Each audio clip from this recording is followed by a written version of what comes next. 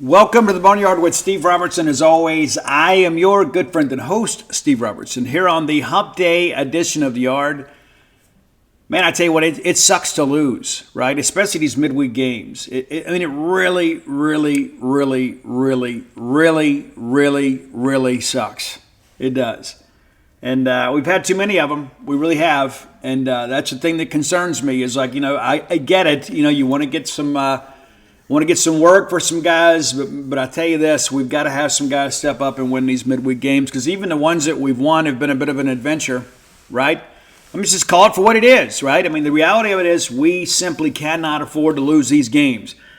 I think there's a lot of parity in the SEC. I think our weekend pitching is good enough for us to get to the tournament. But when you start losing games to Central Arkansas, you make life a lot harder on yourself. We're going to break the game down, but I'm just going to call it for as I see it. Number one, I love Mississippi State baseball. I have high expectations for Bulldog baseball. I would submit to you that nobody outside of people that have worn a uniform have more respect for Bulldog baseball than I do. You may have an equal amount of respect as me. I'm not in any way trying to diminish your commitment. But part of that respect is expectations. And part of that respect is the fact that we just simply cannot afford to lose games like this. Absolutely cannot afford to lose games like this. Everybody involved will tell you the same. And if you hadn't done so, I encourage you to go over to genespage.com and watch Johnny Long's post-game comments for yourself. He breaks it down really well. He does. And the bottom line is this. It is difficult to maintain the same level of emotional equilibrium for every single game. There is a human component to this that you always feel the sense, okay, we can kind of ease up a little bit. We cannot ease up. Everybody has to remain locked in. As simple as that. You leave the weekend feeling like you should have swept Florida and you come home and lose to Central Arkansas. That's what an unbelieving fan base simply finds unbelievable. You simply cannot do that. I'm not going to sit here and belabor the point and beat everybody up, make everybody feel bad. There is no justification for losing that ball game yesterday. Period. Absolutely, period. Hey, if you hadn't done so, I encourage you to download the True Rest app. And I think you'll have a great time. Hey, Mother's Day's coming up. Father's Day's coming up. Maybe you're thinking about a unique gift to get for your parents. And let's be honest about that, too. You have stressed them out. You have. Now, they may not say it because they love you so much, and maybe your mom is one of these, very genteel type Southern women that won't tell you. You have worn them out. So maybe reward them a little bit with a nice day, a float at the True Rest Float Therapy Spa here in Starkville. Things going exceptionally well, but I tell you what, it's been great, kind of getting out of the gate, and too, a lot of people kind of understanding too that. Dana, my wife, is also not just somebody that lives in my shadow. She is kind of light to my path. I married her for a reason. It wasn't just because she was hot, right? But yeah, I've enjoyed you guys kind of getting to know her a little bit too. She is absolutely outstanding, and I have so many people that have said, your wife is great. And she treated us so well when we went there. Right there on Highway 12 in Stark Vegas. Check in today at 662-268-7601. Get all your questions answered. A lot of people have told me, man, we can't wait to do it, but I haven't found time to do it. You owe it to yourself. I sleep so much better when I float regularly. I do, and I need as much rest as I can get. Maybe you can exist on 3 or 4 hours of sleep. I'm about a 6-hour-a-night guy, and floating regularly has taken me from being like a 6-hour-a-night guy to an 8-hour-a-night guy, and I sleep so much better. You will too, whether you've got chronic pain or anything like that. Be sure and check it out. Download the True Rest app or visit TrueRest.com. But again, just call Dana at 662-268-7601. We're going to talk about the Georgia series on Friday's show. We're going to talk a little bit today about a weird week in midweek baseball. It's not just us, but let me just tell you this. That does not help my feelings at all, right? It's kind of crazy day around the league. It's true, but that does not make me feel better about us losing to Central Arkansas. Nor will it ever. They're now 5-3 against us. We played them back in 2012 in a midweek game. They came into Starkville and beat us 2-0. They came back the next year for a 3-game series, regular season non-conference series, and beat us 2-3. And then they came back for an NCAA regional, and they were the last team we wanted to see, And if they take us all the way to a regional final, we ultimately win that and go on and play for a national championship. But these guys, listen, they get up to play us. And as Johnny Long said yesterday, and I noted this in the article, Johnny Long, prior to him transferring to Pitt, was at Florida Gulf Coast.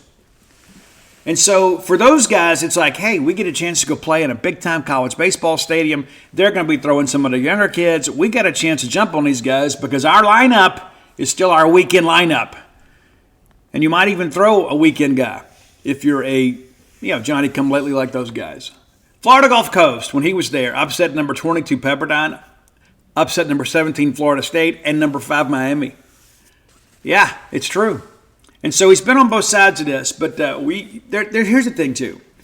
It's in our song, Win the Game Today. Now, last Tuesday was kind of a weird scenario, right? Because we had to use some of our regular weekend bullpen arms to win a 10-inning game against Sanford, and that hurt us over the weekend. We all know it. We see it, right? Some of those guys that we ordinarily see on the weekends weren't fresh because of that elongated game on Tuesday. So here's the thing that has to happen is some of these younger guys who are all highly recruited, those guys have got to take ownership of Tuesday. They have got to take over on Tuesday. They got to find a way to win those games. And the good thing is we only got a few of them left. We can start saving all of our arms for the weekend. But we can't keep stacking up these losses. And real quickly here, before we get into our game breakdown, and which will be sponsored by Bulldog Burger, but you look at these, you go back and look at all these tight ball games, guys. It's just like everything else. You're right there. You lose the second game of the year. Our first loss was a 1-run loss to Air Force. All right, so you're 0-1. Then Austin Peay comes in. They beat you 3-2. Now you're 0-2 in 1-run games. Somebody's got to step up and do something right here, right? And you get a little bit deeper into the schedule, and guess what? Southern Miss is a 1-run game. Well, you win that one. Now you're 1-2.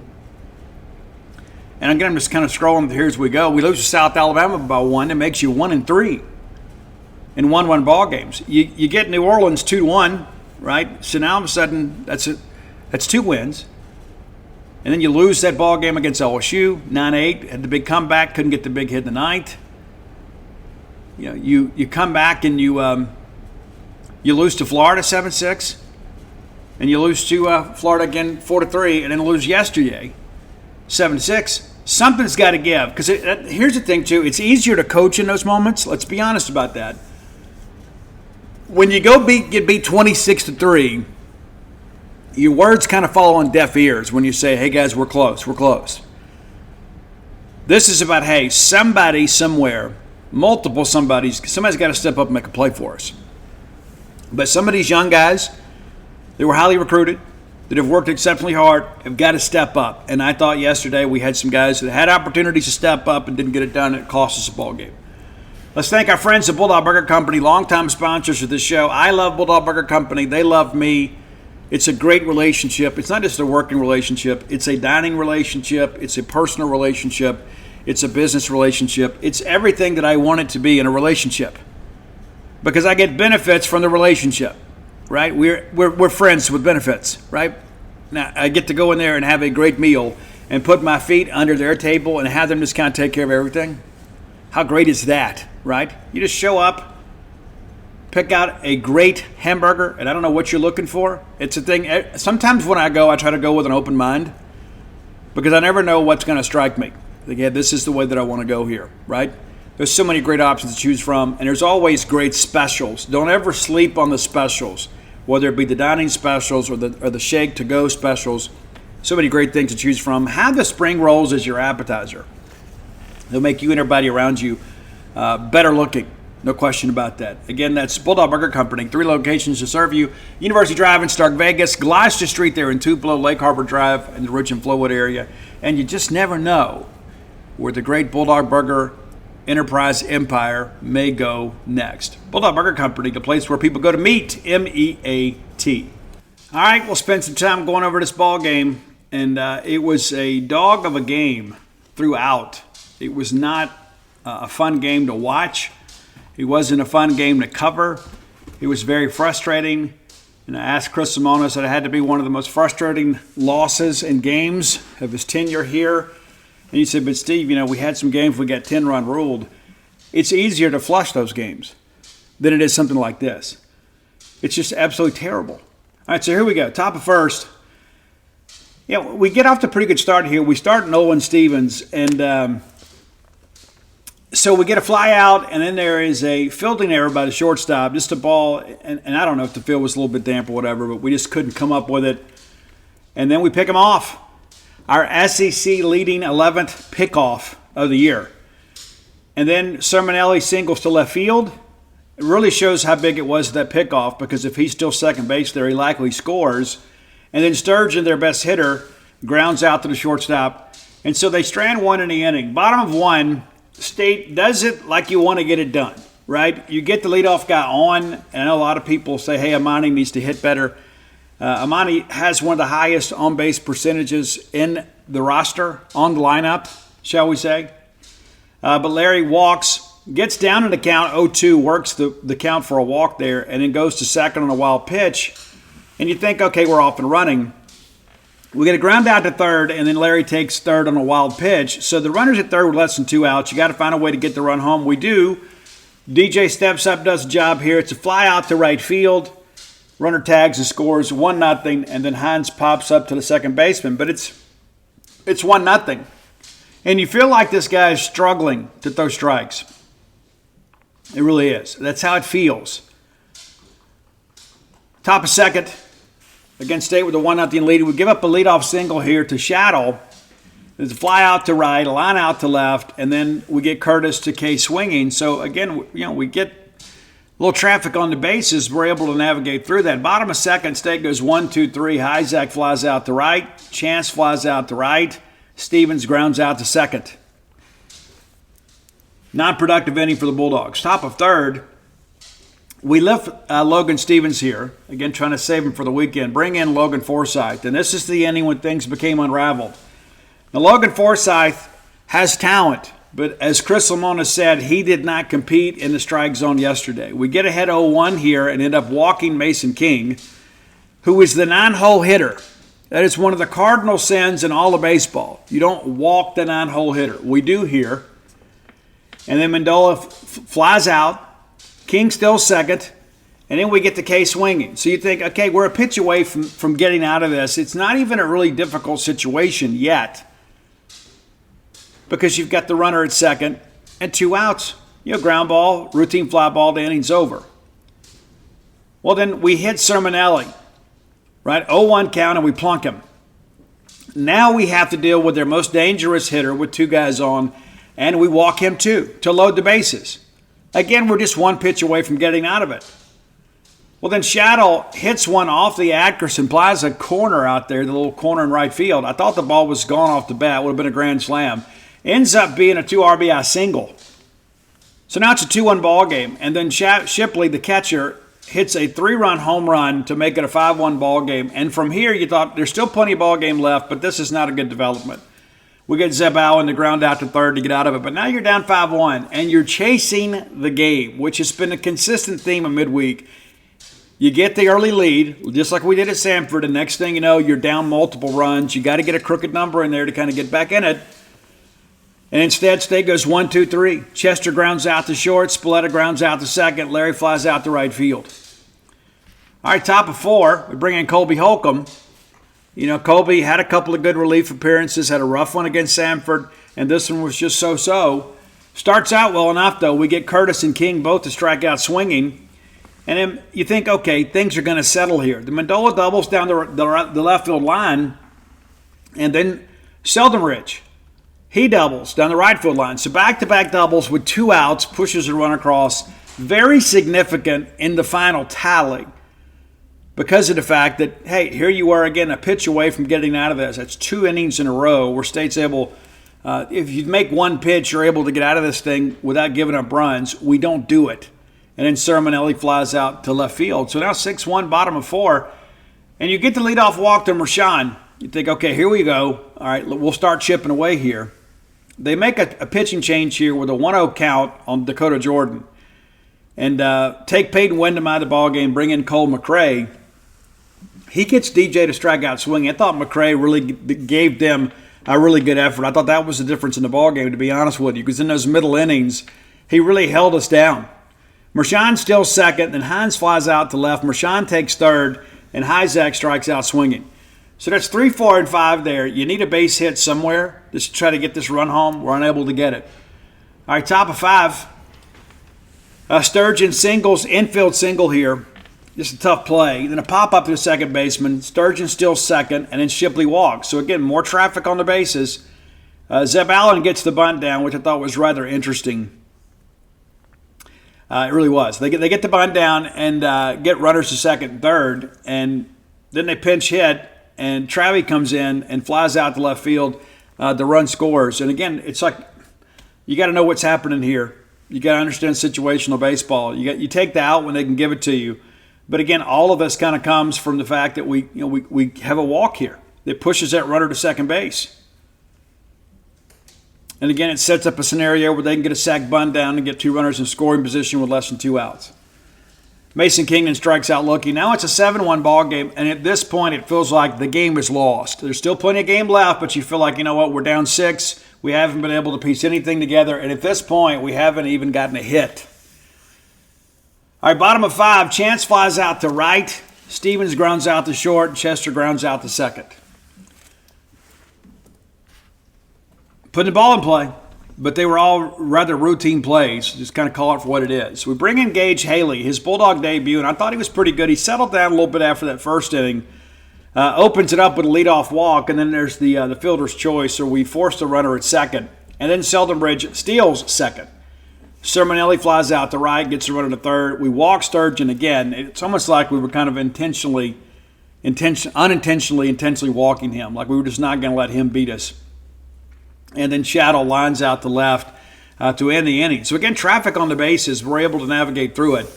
Right, bottom of 6, Spalletta walks. So again, another leadoff hitter. And then we pinch run Michael O'Brien. He goes to second on a wild pitch. Larry fouls out to the first baseman on a full count. Marshawn singles to the left side, which shoots O'Brien over to third. And then Jordan grounds into a double play. And right here, I just need a routine fly ball. Give me something. And give them credit for getting pitches made to get under barrels. So again, stay with traffic on the bases. And to this point, I mean, we have a single through the left side, but it was a judgment call. It was still an infield single. So the one hit we have in some ballparks may have been called an error. He had to back count that it was a difficult play. It was far from routine. I would have scored it a hit, but it wasn't a very impressive hit. Top of 7, State's still down 6 runs here. And then Gage hits. Bulldog fans, many of us grew up in a time we didn't lock our doors. We didn't feel the need to. We didn't have a need to. But the world is a much different place today than it was when we were much younger. Surely you've seen your neighbors have these video doorbells and things of that nature. You can have the same peace of mind, but also the convenience that you grew up with our friends at Eufy. That's EUFY. Very, very, very, very simple product here. Very easy to install, and you set it up with just a Phillips screwdriver. No drilling required, no power tools, anything like that. You get the keyless entry. You don't have to fumble around with the keys when you got your hands full. You never have to worry about your kids losing their keys, or perhaps you've got a rental property and you worry about people passing that key around. You also don't have the anxiety of having this battery that goes down on you. Guys, you got 4 months of power here, and you get a low battery notification before it runs out so you can charge it back up. It's pretty simple. There's no monthly fee, unlike a lot of other brands that charge you that fee. You can have your recordings locally and never have to pay for storage. Eufy is also on standby for you 24/7, and you can get a worry-free experience with an 18-month warranty, all backed by our professional customer service team. Contact them anytime by telephone, email, or even live chat, which is awfully convenient. And here's the thing. There's just so much out there in the world these days. Wouldn't it be nice to know maybe who visited your door when you're out, or perhaps have the security of knowing that you've got video surveillance anytime somebody comes to your door? Well, you absolutely can. Make sure that you look for Eufy Video Lock. That's visit EUFYofficial.com/video lock to see how you can gain complete control of your door. All right, Bulldog fans, let's go ahead and admit it. Mississippi State folks and boots are awful fond of one another. Our friends at Tecovas are back to get you ready for this festival and concert season. You know it's going to be all about boots, and Tecovas is your stop for festival style. Tecovas has seasonal and limited edition offerings this spring, including men's and women's boots, apparel, hats, bags, and so much more. All Tecovas boots are made by hand in a time-honored tradition with timeless styles that are always on trend. And Tecovas has first wear comfort with little to no break-in period. It's hard to find that level of comfort paired with this level of style. Plus, their direct-to-consumer pricing keeps value on your feet and money in your pocket. Stop by your local Tecovas store, have a complimentary drink or two, and shop new styles. The smell of fresh leather and a friendly staff are always at your service. Many stores even have leather custom branding to make your boots truly personalized. And with regular live music and events coming up, there's no in-store experience quite like theirs. If you can't make it into a store, just visit Tecovas, that's TECOVAS.com. They offer free shipping on all boots, as well as free returns and exchanges, and ship right to your door. Go to Tecovas.com today and find your new favorite pair of boots. Ripley. But we bounce back and we get Allen to strike out swinging, and then Travie grounds to third base, and then we hit another guy. Another hit by pitch, which has become an epidemic here in the last few ball games. And you think here, their leadoff hitter's up again, the 9-hole hitter. We walk him one inning, we hit him the next, and then Mandela, strikes out swinging. So we're able to get through that. Gage was pretty good, but we got to clean up those hit by pitches. All right, bottom of 7. A lot of defensive changes for Central Arkansas. Hines grounds out to first. Hyzak walks. And then Chance, on a full count, reaches on the fielding error. The right call. He gets underneath them, for sure. And so now you got runners at second and third. And again, first and second, pardon me. You got a chance here to make some things happen. And we ground into a double play.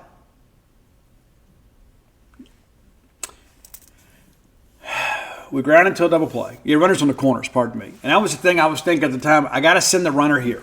I got to send the runner from second to stay out of the double play. We don't.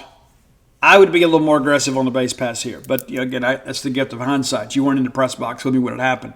But, again, a chance for us to do damage here with a runner at third, and we can't get him home. Situational hitting was not a strong point for the Bulldogs in this ballgame. Top of 8. We bring in Davis in place of Haley, and really good to see him kind of bounce back. We get Seldon Bridge to ground out to short. Sermonelli grounds out to second, and Sturgeon and grounds out to first. So 1, 2, 3 inning, and we have 6 outs to work with. And again, here we go. Traffic on the bases. You get the leadoff man on. Chester walks, and Johnny Long, who was inserted into the game there in the top of 7 as a defensive replacement in place of Michael O'Brien, who pinch run for Spalletta. He walks. And this kid on the mound would probably walk the entire ballpark. And I've seen some people be critical of this. Larry reaches on the fielder's choice. But, we got to get a hit here. Simple as that. Larry's out at first. But now you got runners at second, third, less than 2 outs. Mershon puts the ball in play. They force Larry at second, and Chester scores to make it 7-2. And then Jordan flies out to right field. We got a lot of big-name guys in this order that had opportunities yesterday and didn't come through. It is what it is. Our top of 9, we bring in Cole Cheatham. And Cole has kind of been the left-handed matchup guy for us, but I thought he did a really good job here. He gets the ground out to second, and it's a line out to center. And then Zeb Allen gets a bunt down, and they call him out because he runs inside the lane there. And it was going to be a bang-bang play. I think he actually stepped on Hunter Hines' wrist, I think. They call him out. The first base umpire rules him safe. It is overturned by the home plate umpire. They review it, and the call is confirmed. He did run inside the line there. All right, so bottom of 9, I turn to Mike Nemeth, and I say, hey, we're going to walk. Here we go. Let's go walk it off. And we nearly did. Hunter Hines, a home run to right field, makes it 7-3. And you think, okay, all right. Well, at least there's that. Well, then Hyzak singles through the left side, really hit the ball well, goes to second on the wild pitch, and they walk Bryce Chance. Now you got runners at first and second. We pinch hit Jackson McKenzie. They counter and make a pitching change here and bring in Christensen, one of their weekend guys. And Jackson McKenzie singles to left field. Chance moves up. Isaac scores. So now all of a sudden, the tying run is at the plate. We pinch hit for McKenzie with Ethan Pulliam. Put in Logan Kohler to pinch hit for Chester. And what do you know? The scouting report works. He walks him. Now the bases are loaded. Johnny Long, who has become the leader of this team in many respects, doesn't try to do too much. Takes the ball the other way. Hits a little bouncer into right field. 2-run score. Now it's 7-6. Still nobody out. Now, I've seen some people be critical of this, and we're just going to have to agree to disagree here. Larry steps up. Now, you have runners now at first and second with nobody out. You get the bunt down, all of a sudden you got runners at second, third in scoring position. Then a single scores them both, and you walk the game off. It also removes the possibility of double play. But you get the bunt down, and Amani takes the first pitch, and I saw people were like, hey, this guy wasn't throwing strikes. And it's like we forget the fact that that's not true. That was a different pitcher, right? McKenzie comes in and sees Christensen, and that's a 2-1 count when he gets a single. Kohler walks on 4 pitches, but then Long, that was a 2-1 count as well. So it wasn't like a situation where he's just ready to walk the ballpark. They already lifted that guy. So this is the smart baseball play. This is what I think 99% of all managers would do. You've moved the runners into scoring position with Dakota Jordan and Hunter Hines coming up. You got to think one of those guys is going to come through for you. Well, then they walk Marshawn to set up the possibility of the double play. The double play is now in order. But you think, hey, if DJ just gives me a routine fly ball to right, I'm going to tag and score, and we're going to tie the ball game. If it gets a base hit, we walk it off. Instead, we strike out swinging. Then that brings Hunter Hines up. And again, now you need a lot of things to happen, either a wild pitch or a base hit. You get a lot more probability of scoring with less than 2 outs, but now we don't. Lengthy at bat here. We get a strike swinging. We take a ball. We get a strike swinging. Foul one off, and then it's another ball. And right here, you're thinking, hey, here's the deal. If they walk in the run, it's still a tie ball game. Instead, it's a strikeout swinging and state lose 7-6. And it absolutely stinks. And what stinks the most, not just the losing part, that's the ultimate thing. But how many times do we have an opportunity just to push a run across in those middle innings? And maybe with that wind blowing out to left at around 15 miles an hour, maybe we're trying to do too much. Maybe we walk out there. John Cohen and I had the discussion before. Every time he walked out there and he saw the flags, blowing out, he goes, I knew there were some guys that were thinking, hey, it's a chance for me to pad my stats, chance for me to hit a home run, it's got to get a ball up, and you try to do too much. Well, pitching is aware of the weather conditions too. So they're going to work down in the zone, and Central Arkansas did a good job of doing that. But, I've seen some people say, hey, if we don't throw Forsyth yesterday, we win. That's not really a fair assessment. It's a team game and a team loss. And there were several people that failed to come through in big-time situations here. Several. Amani goes 0 for 3 in the ball game, gets the walk and also the sack bunt down. Dave Marshawn 1 for 3, also had a couple of walks, so he got on base a good bit for us. 3 times on there. We were never able to bring him around. Dakota Jordan goes 0 for 4 in the ball game, a couple strikeouts. Hunter Hines goes 1 for 5. Of course, the 1 RBI on the 1 hit, the solo home run. Connor Hyzak goes 1 for 3 in the game. Also, had some opportunities. Bryce Chance goes 0 for 3, and he's back in the lineup in left as we give Aaron Downs a day off yesterday. But Bryce has been hitting the ball pretty well. Didn't yesterday. Didn't manage to get the 1 walk there. Nolan Stevens goes 0 for 3. Jackson McKenzie 1 for 1, given his opportunity. Nate Chester goes 0 for 2 in the ball game. Steven Spalletta goes 0 for 1. Also had a walk in the game. But you begin to work it through here, and, we got guys that are stars, and these are moments, even though it's a Tuesday morning game and there's about 100 people there, you still got to be big on the big stage.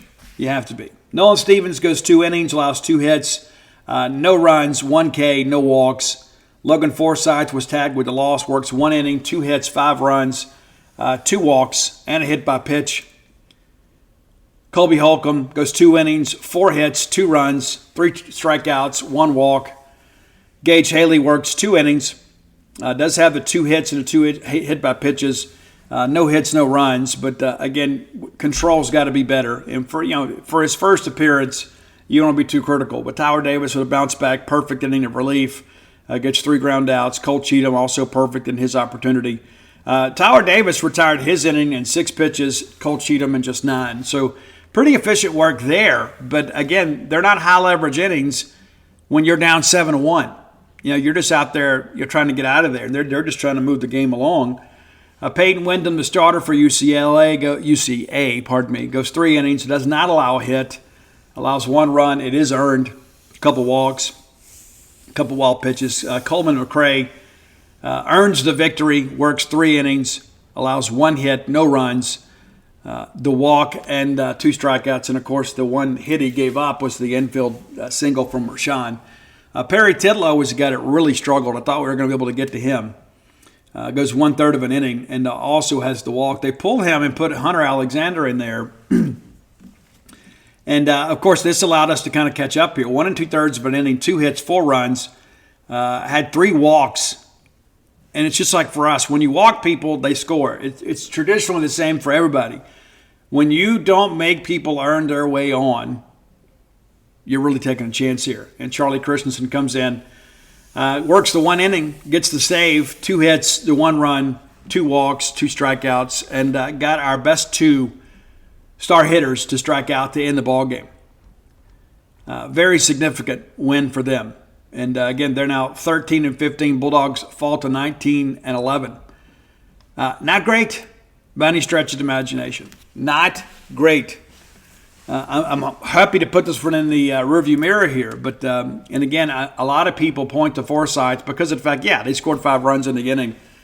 But guys, when you put up all those zeros in the middle innings, it's never about the 1 pitch. It's never about that. How many times did we have a runner in scoring position with less than 2 outs through the first 7 innings of this ball game and couldn't get him in? Over and over and over and over and over. It's a team game. And you know what? If pitchers give up 7, you got to find a way to get 8. That's how it works. That's how it works. Terrible. Terrible loss for Mississippi State. And, we were also optimistic after the weekend. It's like, hey, we can play with anybody in the country. And I don't know. I got a little worried yesterday. I always call my wife before the game. I was a little bit worried because they're starting the left-hander. And, you got to give Johnny Long a day off. Turns out it was only half a day off. But we're starting Spalletta, who's a left-handed hitter, and then Nolan Stevens is a left-handed hitter. Now, I haven't seen the splits, how things look with Wyndham. But it just seemed odd to me that we're going to construct a lineup with, a couple of extra left-handed bats in there when they're starting a lefty. Now, neither one of those guys really did anything. Yesterday, Spalletta earns the 1 walk. But even early in the ball game, I said, I just don't know about this. I don't know about us stacking left-handers. And again, I haven't seen the splits. There may be some analytics that supports that move, but it didn't work out for us. And then, of course, you bring in Long later, and he gets the big hit that pulls you within a run late. But State with just 5 hits in the ball game.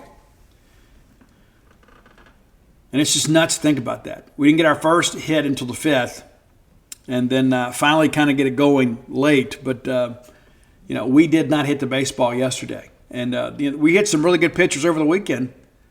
We did. And then all of a sudden these guys come in here, and they even throw one of their weekend guys to get us, and we're throwing younger kids. And, it's the right decision not to go too deep into the weekend guys. Yes, we did last week against Samford. I think ultimately that cost us the series. I mean, it all works hand in hand. But this was just not a good outcome for Mississippi State.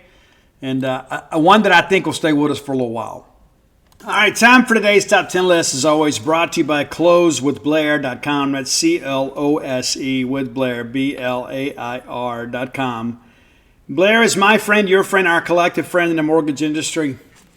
The bottom line is this. If you need to get a loan closed, whether it be for a game day condo, maybe a second loan, maybe a second home, maybe your first residence, maybe you say, hey, Steve, I don't have it like that yet. But the dream of home ownership that may have proven to be elusive for you can become a reality when you work with Blair Chandler.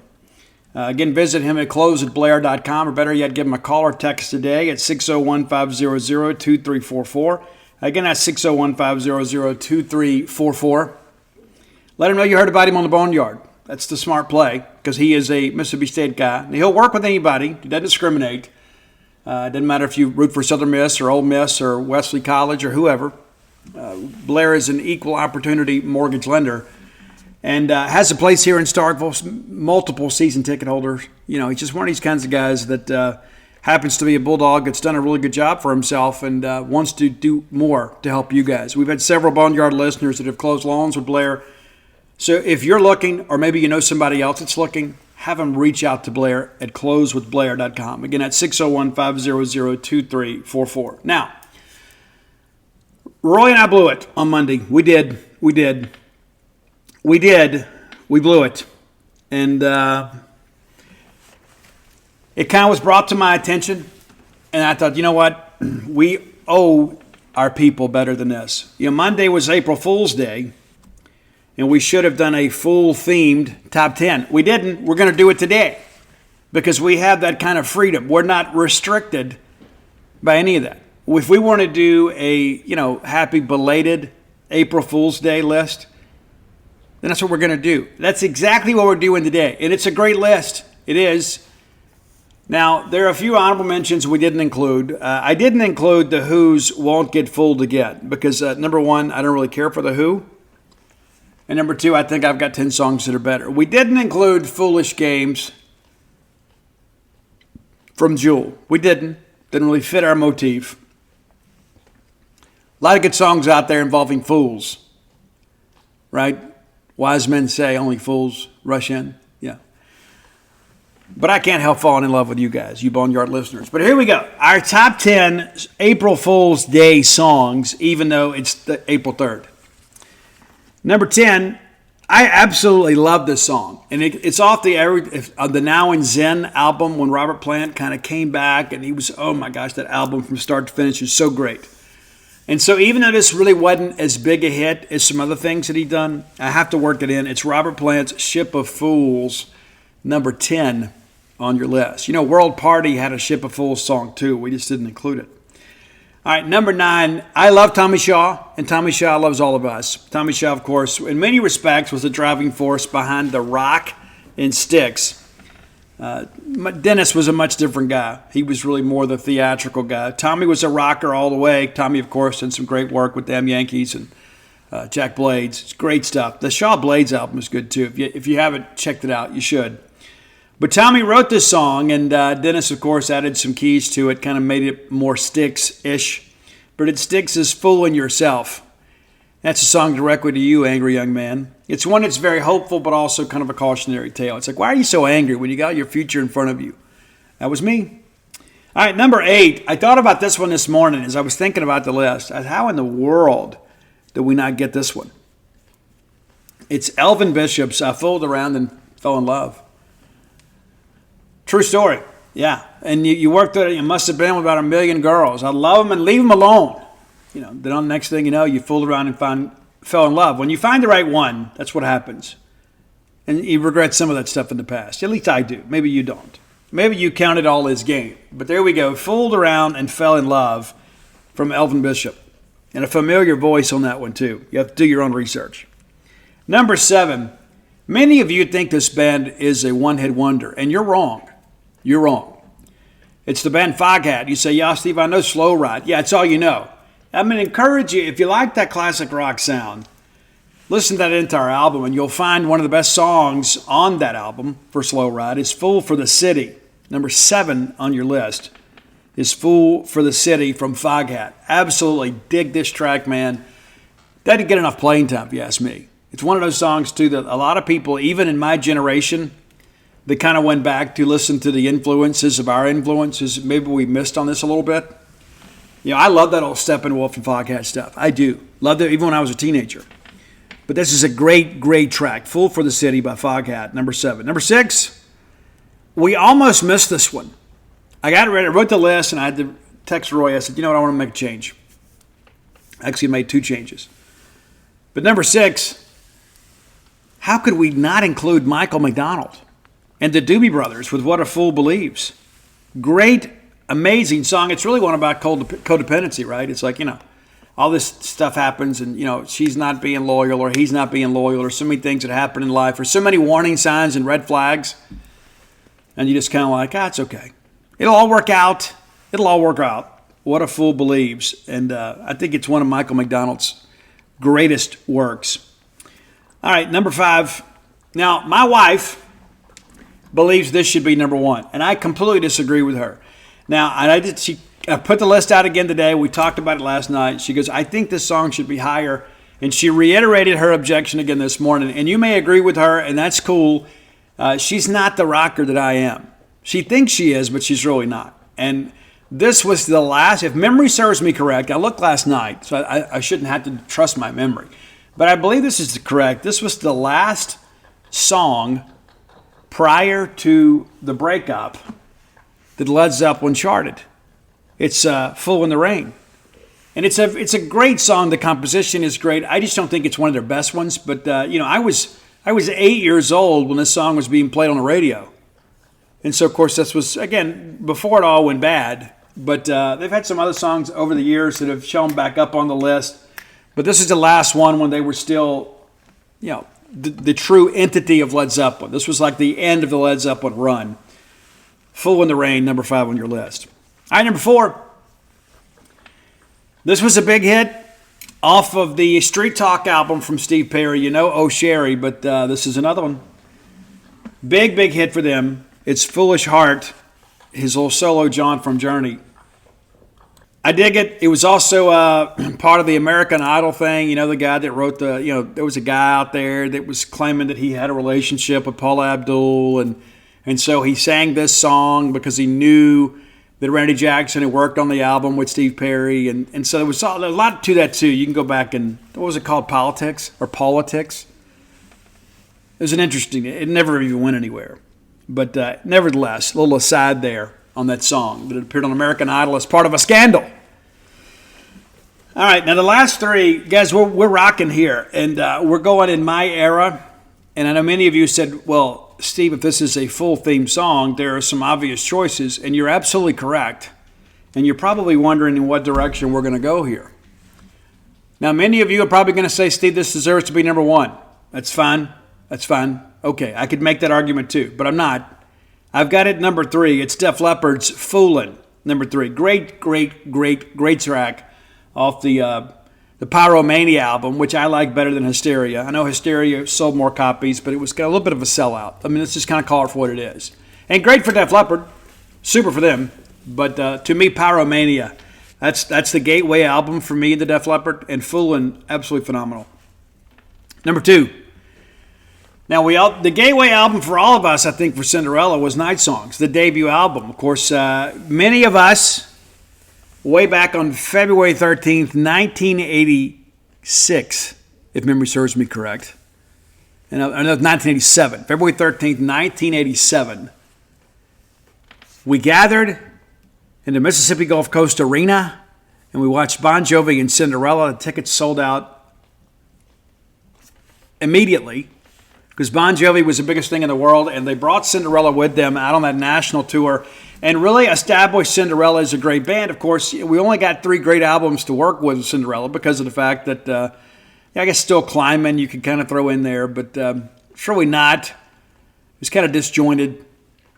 Of course, now Jeff LaBar is dead, God rest his soul. But Shake Me was the debut single. Loved it. And then they came back with the second single, which I think in many respects showed people that this was a serious band. This wasn't just, another one of those flashes in the pan. It was Nobody's Fool. Incredible song, got some Black Sabbath-esque type stuff to it. And Tom Kiefer's voice, incredible. And if you hadn't done so, you've probably seen the reels out there too, where when Cinderella was first getting started, before they even finalized the lineup, they did an advertisement for Pat's Dogs, a hot dog stand there in their hometown. How about that? Cool stuff. But Nobody's Fool, a timeless track, and it's one of those things too. Everybody has gone through that. I think the song is so relatable, and that's why people gravitated to it. Not just because of the fact that it was a great rock song, but the lyrical content is like, I just want you to know I'm not your fool. I'm nobody's fool. After everything that I've been through, I'm not going to be put through this. And how many times in life would our lives have been better if we'd actually said those words and meant them? Number one, though, and you're probably wondering, are we going to go with an Elvis Costello song? Is it Pet Shop Boys? No, it's none of those. It's none of those. Because we're true to the rock here. Now, there's two versions of this song by the same band. That might be a little hint for you. And those of you that know this band well, so I know where you're going, Steve. So come along with me. The original version was on Ready and Willing. It's Whitesnake's Fool for Your Loving. Ready and Willing was good. The production value wasn't. So when Steve Vai joined the band after that incredible self-titled 87 album that everybody knows so well, the most successful album in Whitesnake's history, they had all these issues, right? And so the band that you see in the videos is not the band that recorded the album. As great as our beloved Tommy Aldridge was, Tommy wasn't on the album either. John Sykes, who was on the original album, Slide It In, wrote a lot of these songs. And so when you see the video, you see Rudy Sarzo, who has been with Dave forever. Rudy, of course, was in Quiet Riot for a while. Rudy's done a lot of good things. But Tommy Aldridge wasn't on the album. Vivian Campbell wasn't on the album. Adrian Vandenberg wasn't on the album. Well, Vivian Campbell gets kicked out of the band. And so they bring in one of the greatest guitarists of my lifetime and your lifetime, probably one of the only guys from a technical standpoint that can even compare to Eddie Van Halen. And he's the guy that followed Eddie Van Halen with David Lee Roth and Steve Vai. So when Steve Vai joined Whitesnake, this is one of the things that they wanted to kind of, hey, let's repurpose this old track. And Steve Vai made it an absolute masterpiece. The runs that he does, you've got the original chord structure, but the fill-ins and stuff that Steve Vai adds, and of course that solo, it changed the song. And you go back and you can listen to the Ready and Willing album, and you can listen to that, and it's like, yeah, it's pretty good. But when you hear it with Steve Vai playing it, and how Steve just kind of took ownership of this track, I think it changes everything about it. It's a different song. And I think David Coverdale's vocals were even better the second go around. So Fool for Your Lovin' is your number one track on the April Fool's Day list, even though we're 2 days late giving it to you. So there you go. If you have an idea for the top 10 list, reach out, let us know. You never know. We may just use your list next. We've got a series coming up here. We'll do a regular Friday one, and then we'll start our series. We'll run for a couple of weeks on the best rock songs of the decades, year by year, for each decade. We'll do that. We're looking forward to that. Going to be some tough decisions. Going to draw some criticism, I know, and I'm here for it. I'm here for it. Because we're going to navigate through some huge years in rock music, and we're going to pick one song. One song. He's like, Steve, you had Led Zeppelin, the Stones, the Beatles, everybody's out there at once. How do you pick one song? Well, we're going to do it. It's a challenge. We're going to do it. But the best way is to hit up Roy on Twitter at Dogmatic67. That's DAWGMATIC 67. And you can find our great list under that same handle on Spotify. Again, it's DAWG, Dog. Matic, MATIC 67. Roy is much, much older than me, and the 67 is for his year of birth. But you can hit me up. I'll do my best. I don't always get my notifications. It's not a humble flex. I'm just telling you, Roy is more than willing to take care of that for you. And if you don't have to DM him, you can just tweet him, and we're happy to do it. But we're looking forward to our little series here, and I think it'll be educational and as well as entertaining. But thanks as always for your support of the Top 10 list. All right, next segment of the show brought to you by Campus Bookmart, a Starkvillian institution. I love Campus Bookmart. I love going in there. I wish I had an unlimited amount of resources because I would buy every new piece of Mississippi State merchandise that rolled up in there, whether I'm decorating the house, the office, the RV, the car, the pets, the family, or just updating my own Bulldog wardrobe. There's everything that I need right then and there. If you can't make it to town, we encourage you when you are in town, carve out a little extra time to go by and peruse their fine selections in person. But if you can't, and maybe perhaps you live out of state, but you still want to support a Starkville business, we always encourage that. Visit them on the World Wide Web at campusbookmart.net. And by being a loyal Boneyard listener, we'll give you a phrase that pays. That is BSR, which stands for Beautiful Steve Robertson. That gets you free shipping on all orders over $75. Any order less than $75. Absolutely incomplete. Campus Bookmart, your one-stop shop for Mississippi State merchandise. Now, you probably have heard by now that Shaquille Moore has elected to enter the NCAA transfer portal. We kind of got wind that may happen last week. I kind of touched on that on the show. You know, we get the commitment from Penn State. It's like, hey, they're bringing in another guard. I don't know that I want to be the third guard in a three-guard rotation. And so, listen, Shaquille Moore has done some big things for Mississippi State. He's had some games where he's disappeared and had some others where he's flashed and carried us at times. He's hit some big threes for us. Got nothing to say negatively about this young man. This is the world in which we live in. And, you know, he may only have one more year, obviously, of college basketball to play. So he needs to go somewhere where he feels like he has an opportunity to play. That may be at a lower level, but he has come here and has given us his best efforts. And so we wish him the best. That's now 3 players now that have entered the NCAA transfer portal from your Mississippi State roster. There are some spots available, as we mentioned on Monday. Got to get a 5, got to get a 3, and now you probably got to go out and get a guard, and maybe a reserve guard. Not exactly sure how that's going to play out, but certainly some things to watch as the NCAA transfer portal kind of begins to heat up a little bit. And so we'll have some updates for you over at genespage.com. Justin Frommer kind of closely following the ongoings as it relates to the Bulldog roster. But certainly wish him the best. Again, nothing negative to say about Shaquille. Again, there's some times I know there's some shots he wished had gone down and some other ones that he made that were very, very important to us. And so it is what it is. You only have so many times in life, you know, that, you know, you get a chance to play college sports. And, you know, nobody wants to do it as a reserve forever, right?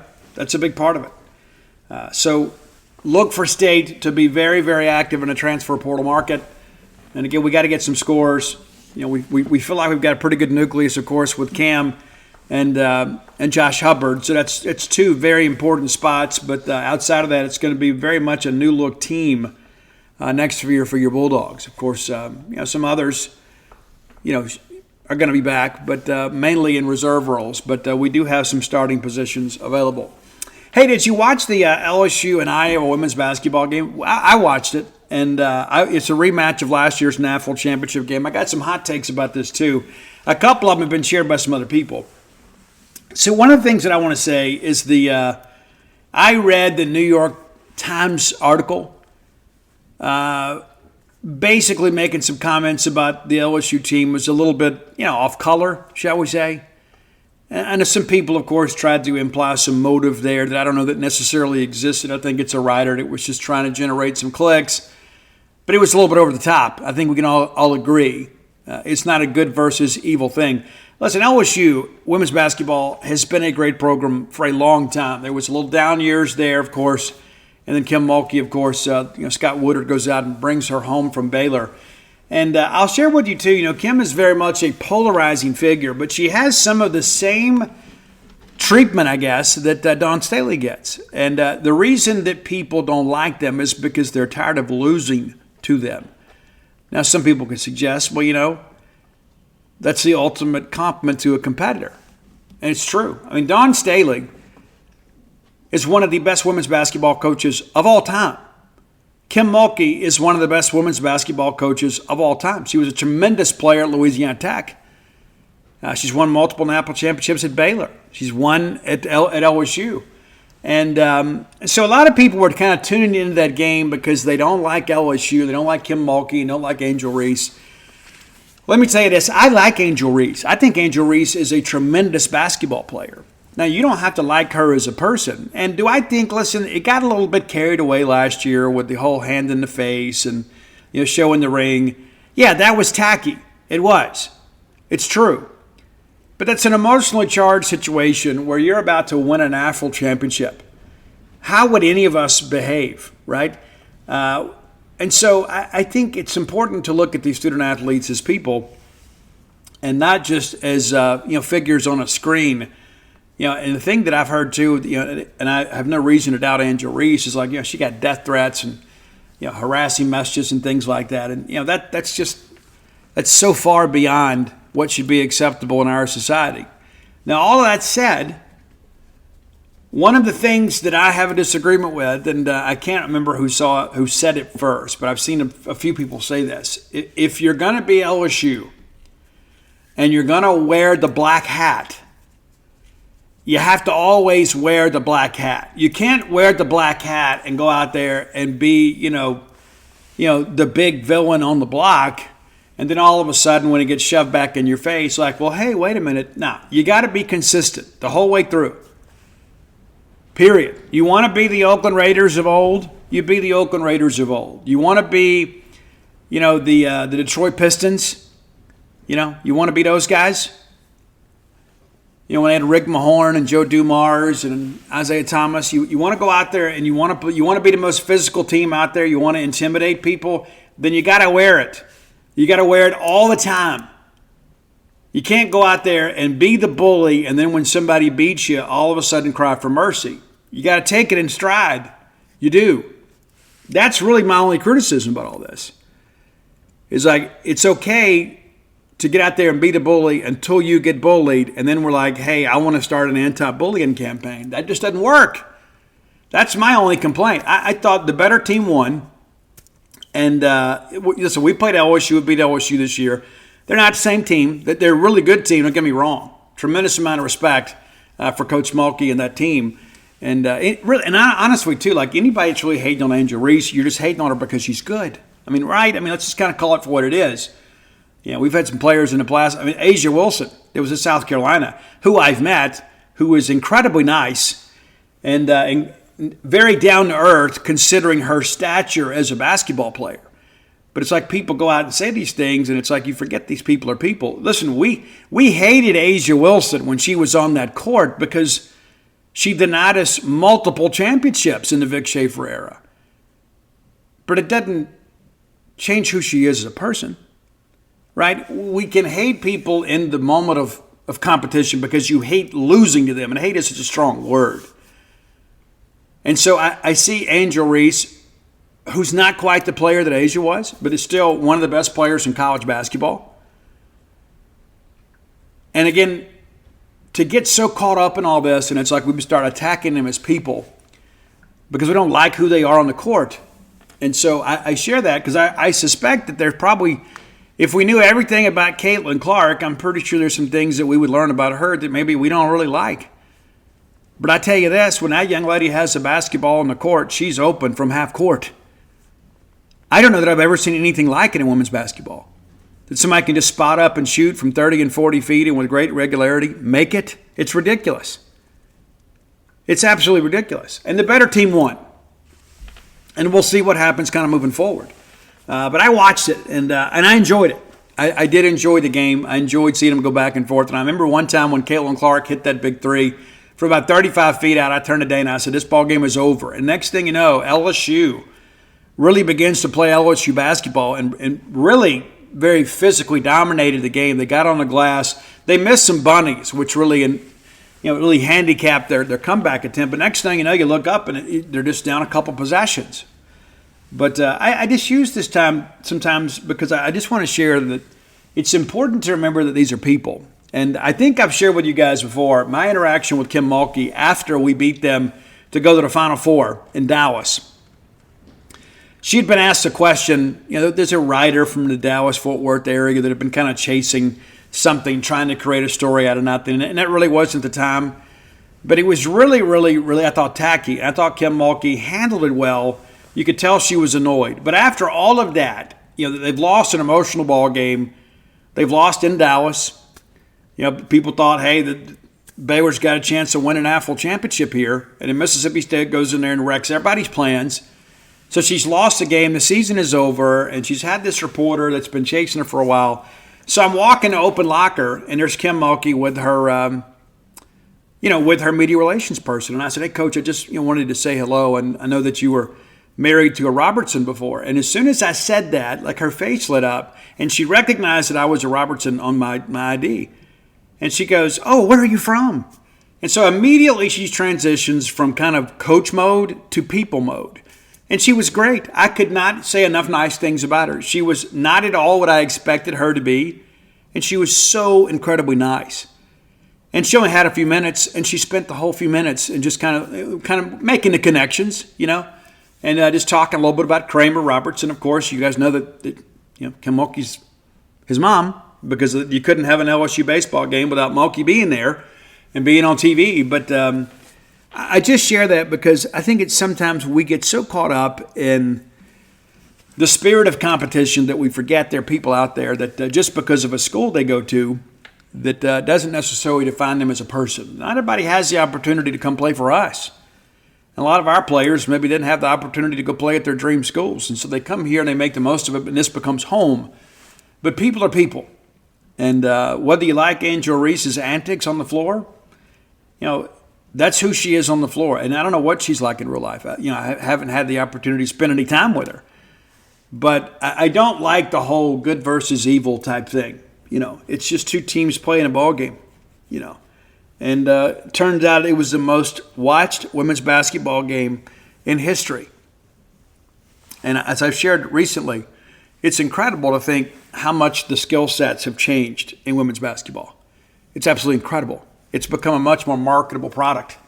And the fact that two teams can play in a regional final and it get more viewership than any national championship game of all time is pretty significant. It truly is pretty significant. So there you go. That's my take on that. You may disagree, and I'm open to that. Okay, I'm open to that. So I'm one of those kind of people too. I'm a terrible winner. I'm a terrible winner. I'm a bad loser, but I'm a terrible winner. And so I get it when you get caught up in the emotions of things. I do that sometimes too. We get a big scoop on something. I like to talk a little trash. It motivates me. It does. But competition is a will to power, and when you win, sometimes you let your opponents know, and you say, it's Steve. People should act like they've been there before.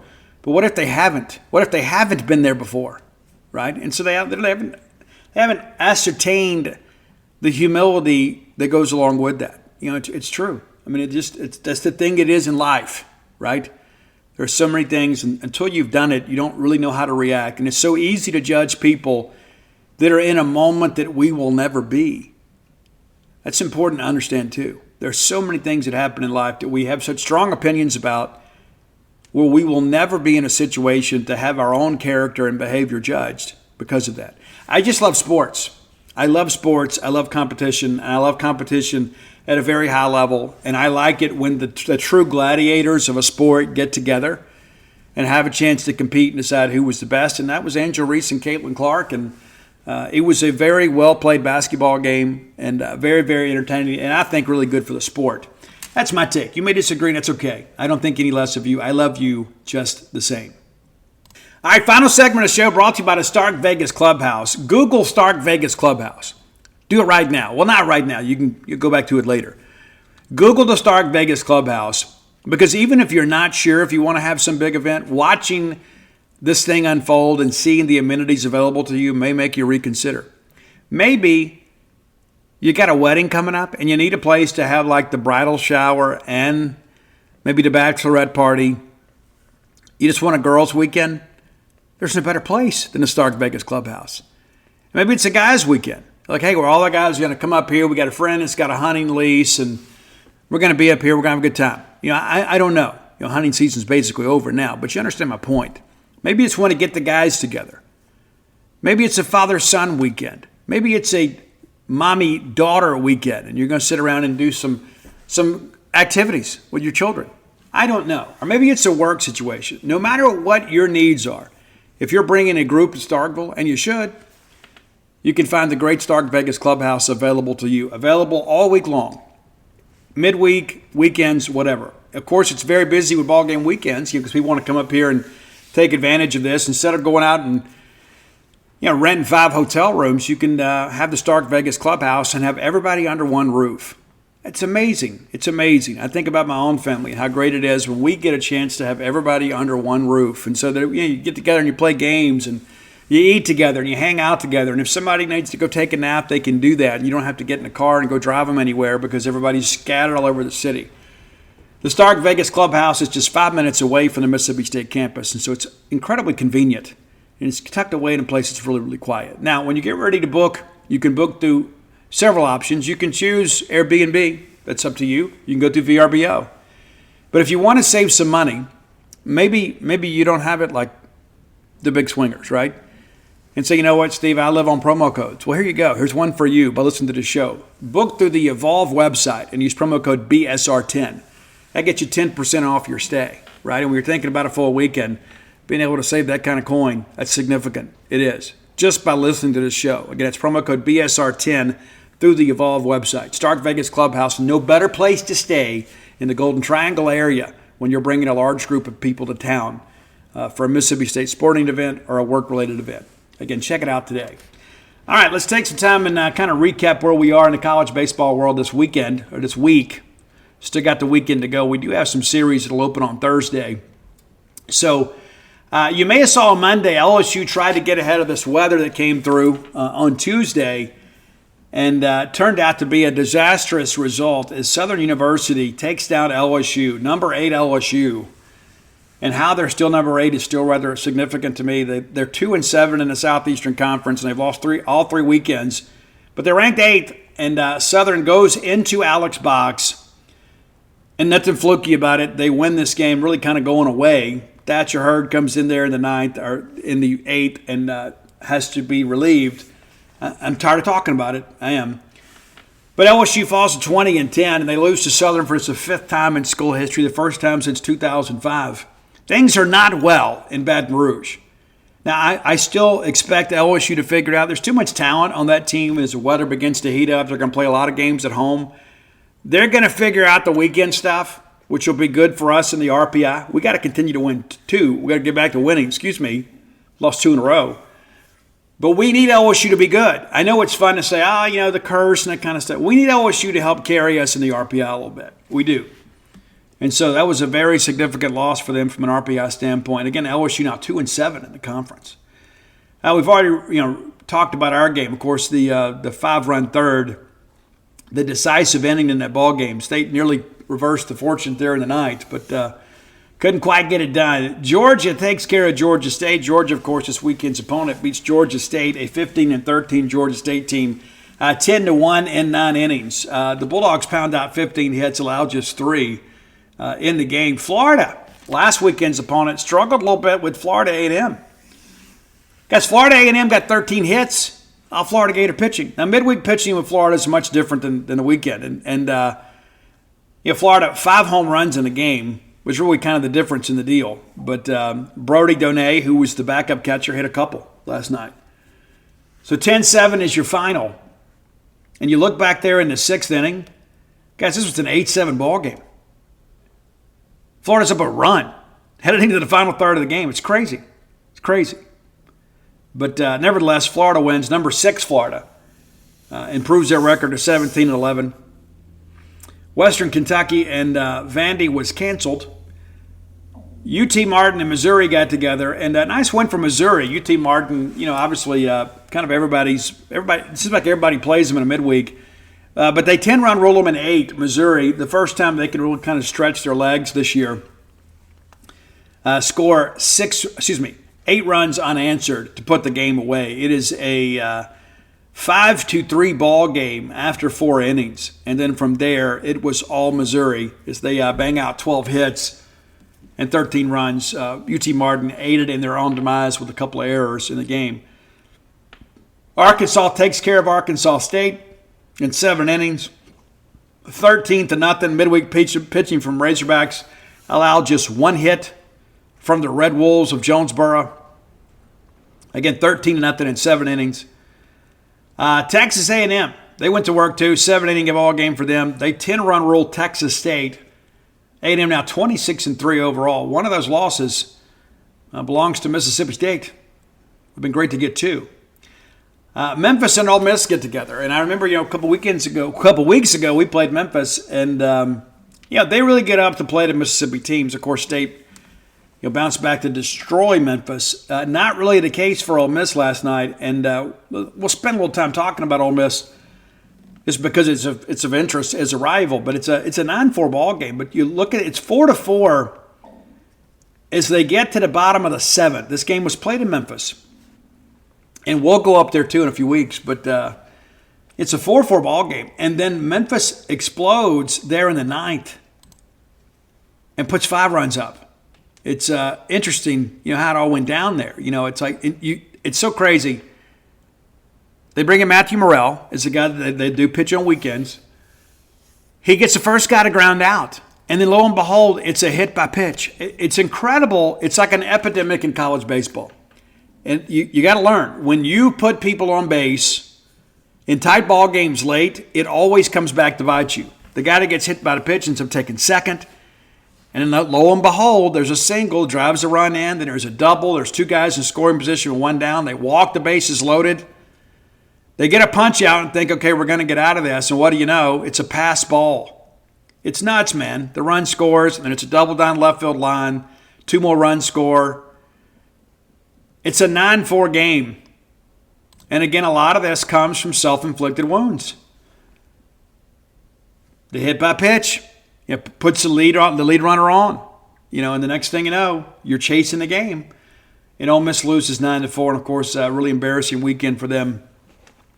Today's schedule: Alabama and Samford will get together this afternoon. That ball game is being played in Birmingham. How about Alabama taking the trip there to Joe Lee? Was it Joe Lee Gillis Stadium? Anyway, I was just there last week. Let's see here. The UT Martin, Missouri game, they got a game scheduled later today too. And of course, Louisville and Kentucky get together tonight. That'll be on the SEC Network if you're looking for a game to watch tonight. Georgia Southern, our friends, will be in South Carolina. Be great for them to pick up a win there and help us in the RPI, considering we don't play South Carolina. And Auburn and UAB get together. You almost look at it and say, Auburn can ill afford to lose this ball game. UAB's 12-15 and 1-5 in their league. Auburn's 16-11, but Auburn again really having trouble, kind of shutting people down. We'll look ahead here to the weekends as we try to navigate through this ridiculous SEC website. I know I talk about it every time. Guys, this is terrible. It's absolutely terrible. We all know this. We all know it. It's terrible. It's terrible, terrible, terrible. And it doesn't matter where you go. They haven't made it user-friendly. Like you go pick, it's like, okay, I'm going to pick Thursday the 4th. And then I got to go back over here and pick, for my end date, I got to pick the 7th. And instead of it just assuming it's going to be April, it skips all the way down to May. It's just ridiculous. It's ridiculous. All right, so here is what's on tap for the weekend. And again, some series get started on Thursday. Ole Miss travels to Arkansas. That series gets underway tomorrow. And then Vanderbilt and LSU. Now, if you're Ole Miss and you're LSU, the last thing you needed is a top 10 opponent. At least for LSU, they're getting them at home, and Vandy's been unable to score. But if you're Ole Miss and you have struggled to miss bats, and you're going to go face the number 1 team in the country in their own ballpark, and I'll tell you, Baum Walker is a difficult place to play. It's not the best stadium, but it is one of the best atmospheres in college baseball. And if you deny that, you're just being disingenuous. That's a tough, tough stretch for Ole Miss. Ole Miss at Arkansas. That could be, and Arkansas is playing good baseball now. You look at those ball games against LSU, they were kind of nip and tuck. I don't think that Ole Miss is going to have the pitching to hold Arkansas down, but you wouldn't be surprised if Ole Miss got a ball game, but or maybe you would. Vanderbilt at LSU, the way that Vanderbilt hasn't scored, you almost look at this because of the fact they got to go play in that Cracker Jack ballpark. I could see LSU taking a series, and again, we need them to. And Vanderbilt, again, offensively, having some real challenges. Alabama's at Kentucky. That could be a fun series, right? Alabama at Kentucky. A little bit windy up there. Nick Mingione and the Wildcats currently tied with Arkansas for the lead in the Southeastern Conference standings. Texas A&M goes to South Carolina. I like the Aggies here. I do. Even though it's a road series, I think you're going to see A&M. I'll admit it, they're better than I expect them to be. There's not a lot of length in this lineup, but the top of that order is so incredibly efficient. It's like they've got good enough pitching that they just need to go out there and put about 4 or 5 runs up, and then they can get you. They don't have to get into a slugfest with you. they've had good enough pitching. I think much better pitching than last year. So it's interesting. Of course, Georgia's here at Mississippi State. We'll preview that series on Friday. Florida's in Missouri. So I look for Florida to get healthy. Of course, they win the series over us. They've won every SEC series. There's no reason to believe that they'll lose this weekend. And so Florida will be a top 10 team again next week. Auburn is at Tennessee. Man, it just hasn't been a good opening stretch for Auburn. It really hasn't been. Of course, they get A&M, they get Arkansas, now you get Tennessee. It's a very unforgiving league. But it's one of these things you look at and you begin to say, you know what, man, when they put this schedule together, Auburn did not get done any favors. So, rather interesting, shall we say.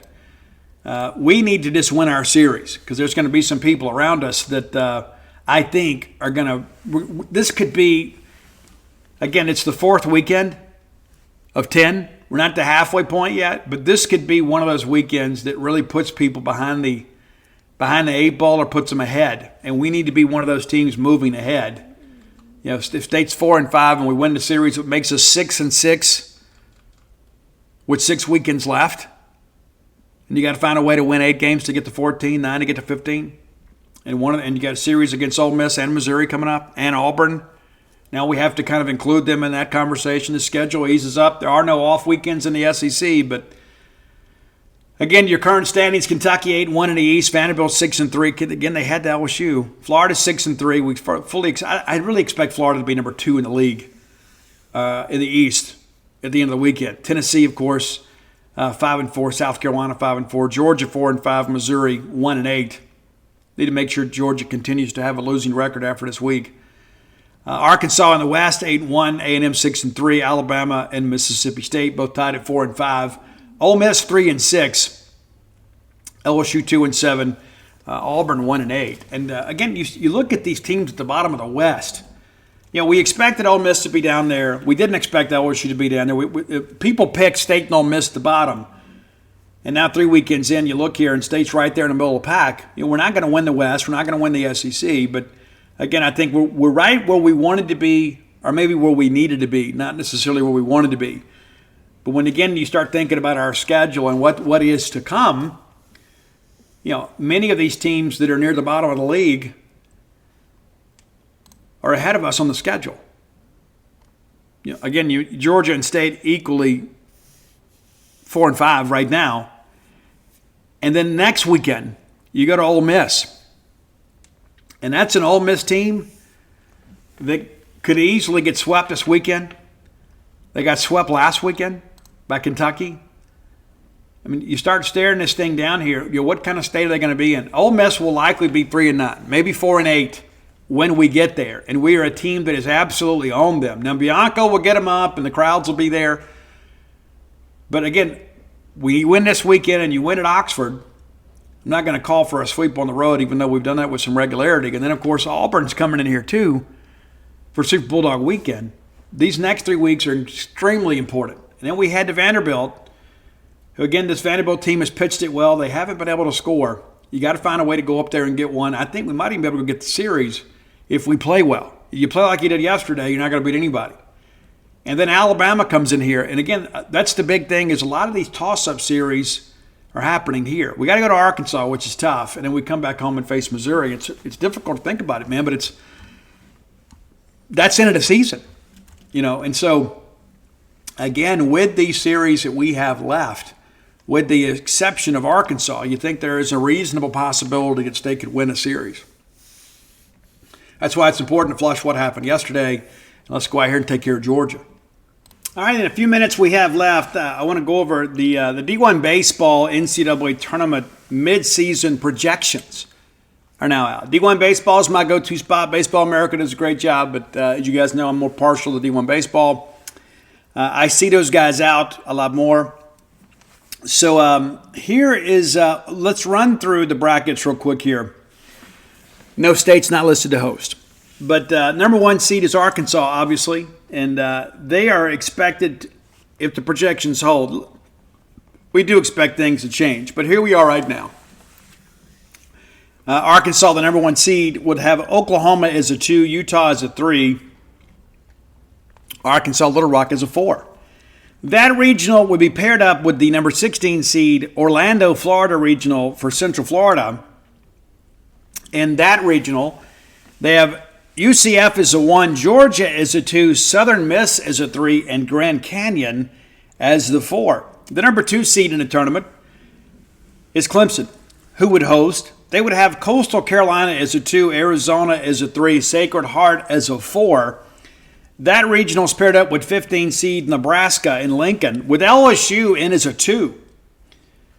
Wow. Creighton is a 3, St. Louis is a 4. I do think LSU gets it going. I do. I don't think they rise as high as a 2, but we'll see. The number 3 seed projection is Texas A&M, with UL Lafayette as a 2, Texas as a 3. I remember when everybody was telling us Texas was back? I told you otherwise. And I'll say it, I told you so. Lamar as a 4. That's a tough regional, to be quite honest with you. It really is. That would be paired up with number 14, Charlottesville, Virginia, with UVA as a 1, TCU as a 2, Rutgers as a 3, Bryant as a 4. The number 4 seed is North Carolina, with South Carolina in as a 2, Maryland as a 3, UC Upstate as a 4. That's a tough bracket.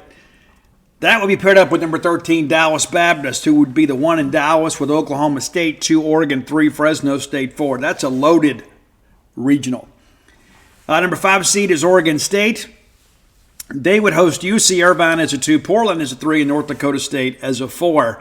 Oregon State should absolutely coast through that. They have them paired up with Florida, who would be the 12 seed, hosting Kansas State as a 2, Miami as a 3, and Army as a 4. If that's the case, you'd probably have Florida heading to Corvallis for a super regional.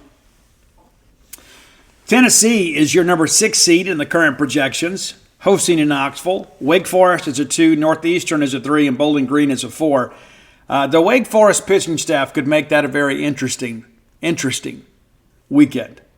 They're not really doing them any favors by sending Wake Forest there. That regional will be paired up in the next round with the Lexington, Kentucky regional, hosted by Kentucky, who was listed as the 11th seed. They would have Indiana State as a 2, Kansas as a 3, and Northern Kentucky as a 4. The number 7 seed, Florida State Seminoles, would host Alabama as a 2, Kennesaw State as a 3, and Bethune-Cookman as a 4. I like Florida State there, but that could be a fun weekend. That group is paired up with the Nashville Regional, with Vanderbilt as the lead seed there, number 10, hosting Georgia Tech, UC Santa Barbara, and Samford, our friends, the Bulldogs there. I think that could be a very difficult regional. You say, Steve, are we listed? We are. We're getting there. The number 8 seed is East Carolina, and some people have projected us to go there as a 2. I still think we can get there. They have NC State as a 2, San Diego as a 3, Niagara as a 4. That would be paired up with our regional on the road at Duke. Duke as the 1 seed and the number 9 overall seed, just out of the top 8 national seeds. And Mississippi State is a 2. Our friends from Campbell, the Fighting Camels at 3, and then Columbia as a 4. Yes, I'm a homer, but if that's how it rolls out, we're taking that weekend. And to be paired up with Greenville, North Carolina, to be paired up with ECU, and they have been allergic to Omaha over the years, I would take this draw right here and now. If that's how it draws up, we get to go to a road regional as a 9 and a 9 seed and avoid a top 8 national seed, even though it's basically the same thing, 8 and 9. I love the draw. I think we're going to do better than that. But it's good to see right here at the midseason that State is in those projections. We got to keep winning baseball games. Nobody's going to be able to write us in. But it would certainly be in a step in the right direction. And I think that Duke Regional would be one that we could go in there and win. I absolutely do, especially if our pitching staff is healthy. Duke doesn't scare me. They really don't. Neither does East Carolina. Really the only team on that side. North Carolina scares me a little bit. I think those guys are really good. But I think Mississippi State, if that's the draw we get, we can be really happy about that. Hey, if you hadn't done so, go to whenthebottomfalls.com and you can get my newest book, When the Bottom Falls, which is a memoir really about my pathway to addiction and then the pathway out. And living life clean and sober now over 32 years. And whether it's a substance abuse issue in your family, any issue can be The same principles can be applied. So I encourage you to go check that out. Maybe there's somebody that you know that's new to recovery or needs to be in recovery or in long-term recovery. They could use a little inspiration. I'd encourage you to get that book for them. And if you enjoy an underdog story, it's always a good one too. While you're there, you can get all my sports titles. That's Flim Flam, Stark Villains, Alpha Dogs, and Dogpile. And, Mother's Day is coming up on May 12th. And, of course, Father's Day shortly thereafter. You got readers in the family. You got Bulldogs in the family. This is the way to go. It's hard for me to believe at times when I talk about writing on the dude that this is book number 7. If you had told me when I began the Flim Flam project in 2016 that, hey, Steve, 8 years later, you're going to be writing book number 7, I don't know that I would have believed it. But I'm learning a lot. I'm doing a lot of fact-checking, a lot of researching. And, of course, I told you guys I found some games that are not in the Ole Miss record books. I'm not trying to embarrass them in any way whatsoever. I mean, you got to think this all back in, before any of us were alive. And you just kind of take for granted that everybody before you did their jobs, and there's just some mistakes in there. So we're going to work to get that stuff fixed. But the reality of it is that I'm learning a lot. And when I first talked about this project, I said, I think I can write a good book here. And the research and the information that's been made available to me has made it so much easier. It is a lot of work, but I truly believe it's the best thing that I've written so far. And, we got a lot of things left to do. At this point in our story, Duty Noble has returned to Mississippi State and become the baseball coach here. And so that's chapter 8. We got to pick the pace up just a little bit, but we're going to turn this thing around pretty quick for you. And it'll help having some home baseball, for the next few weeks, because I won't be on the road as much and I can dedicate more time to this. Like tomorrow will be a day that I will go ahead and finish up chapter 8, and we'll start on chapter 9 tomorrow because some of that research kind of lends itself into it. But as we tell the story of Duty Noble, in many respects, we're telling the story of Mississippi State. A lot of Mississippi State baseball stuff, a lot of Mississippi State football stuff, and some basketball stuff. And so Duty Noble, obviously the most decorated student athlete to ever wear the maroon and white. But he also made some hires along the way that were very significant in kind of shaping the culture of Mississippi State. Probably one of the best evaluators of coaching talent of his era, if not all time. And so it's been such a joy to write this, but there's so many people that love Mississippi State that don't know a lot about Duty Noble. They don't understand why we named our baseball facility after Duty Noble. A lot of people don't even know where he got the name Duty. His name was Clarence Randolph Noble. He became Duty Noble at Mississippi State. And you're going to learn that story. And also wasn't even his first nickname. And those are things that are important to understand. Those are our stories. And it's my honor and privilege to write these. And so we'll have pre-orders available here in a couple months. We'll probably get through spring, get through the regular season of baseball. We'll open it up. And then the book should be available late August, early September. I say that and they always disappoint me, but we're giving you a little bit of a window there. But that's the hope anyway. And it's been so amazing. I tell you, it's one of those things too that having my name on a book with his name is something that makes me very proud, because I know how important this book is to all of you. There's so many people that love Mississippi State that know next to nothing about Duty Noble. And you're going to learn a lot about Duty Noble when you read this book, not just about him as a player and a coach, an administrator, but as a person. So many great things that we talk about in this. And every time that I sit down and say, okay, I don't know that I can top this chapter, then all of a sudden I find an anecdotal story in an interview, or find a story out there that's worthy of telling that really adds some color to each chapter. And I'm so incredibly proud to write this book for you all. And we'll let you know about pre-orders soon. Again, probably about 2 months away. And by that time, the rough manuscript will be finished. We'll be probably about 20 chapters. What I'm thinking, about 20 chapters, and probably somewhere around 65 to 75,000 words. So we'll see how that goes. But look forward to you guys having this book, and I hope it's something that you treasure from this point forward. Hey, and if you hadn't done so, again, go to TrueRest.com or just call Dana right now at 662-268-7601. There's no point in hurting anymore. And here's the thing. A lot of people say, well, Steve, I've got this. I've got chronic pain. I've got anxiety. I've got stress. Okay, we have some people that float every week, and maybe that's not for you. Maybe it's a once a month or a twice a month type thing. But everybody needs to experience this. And again, with Mother's and Father's Day coming up, it might be something you should consider. Download the True Rest app. You can book online right now. You don't have to talk to anybody. But if you have questions, again, call True Rest of Starkville at 662-268-7601. Hey, let's get out of here. We'll be back on Friday, and we'll preview that Georgia baseball team. And then, of course, we'll have some more baseball to talk about between now and then. And hopefully, now that we've got some transfer outs in men's basketball, we'll start getting some more transfer ins. And, of course, we'll have football availability on Thursday. Talk to Coach Levy. Thursday, look for that coverage over at genespage.com for free later on Thursday. And then we'll have player availability on Saturday. And so we'll have some baseball and some football stuff to talk about the next time we get together. But until next time, let's all live our lives in a way we make more friends than enemies, and people can see a difference in the way we live.